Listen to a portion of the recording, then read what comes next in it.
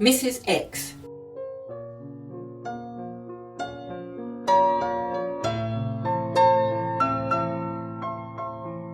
If the following piece upsets you, well, it's meant to.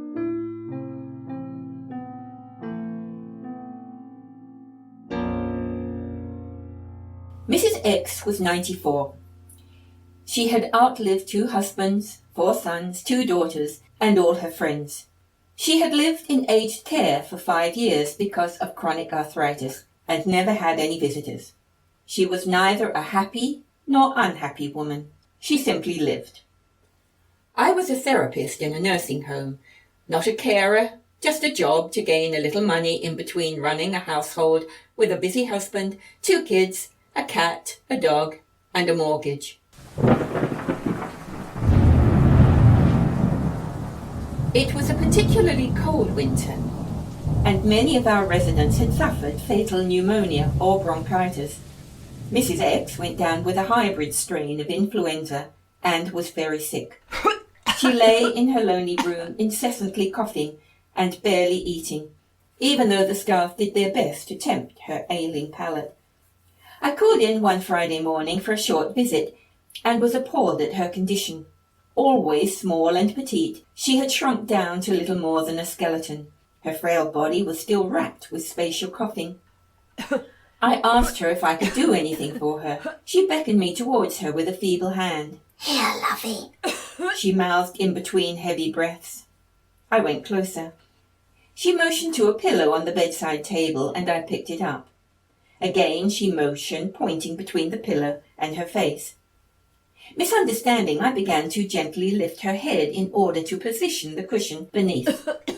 She shook her head, setting off another spasm of coughs. Again she pointed to her face. "Do it for me, love. Help me go." The meaning of her words gradually sank in. With the pillow in my hand, I stood and looked at her wrinkled old face, now creased further in pain, and thought about what she had asked me to do. I was very fond of the old lady, and she was in a great deal of distress. It would be very easy to help her. I lifted the pillow and would swear on the Bible I had no idea if it was to smother her or put it back onto the chair.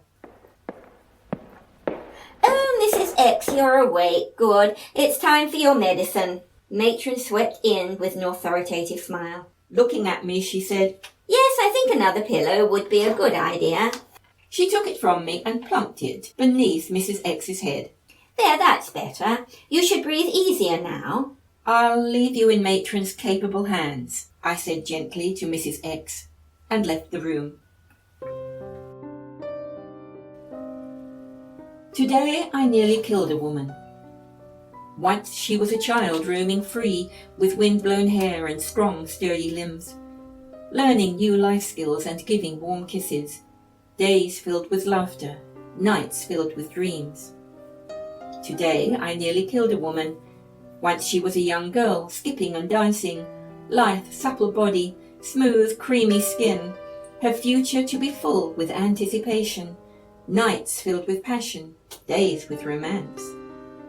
Today I nearly killed a woman. Once she was a lover filled with desire, unspoken yearnings, needs to fulfill, touching and kissing, loving and living, nights full of fervour and sensual needs. Today I nearly killed a woman. Once she was a mother, heavy with duties, busy with chores, mind full of doubts, caring for children, worrying, chiding, days full of working, nights full of care. Now she is aged, with a past, but no future. Body all aching, limbs struggling for strength, skin like parchment, wrinkled and careworn, nights full of terrors, days full of pain. Did I love her too much or too little? The following Monday the weather had changed. Bright sunlight filtered through the corridors. I was doing my rounds when I spied Mrs. X clip-clopping her way down the corridor on her way to breakfast. She looked shaky but determined. "How are you?" I asked her, taking her arm to provide a little extra support.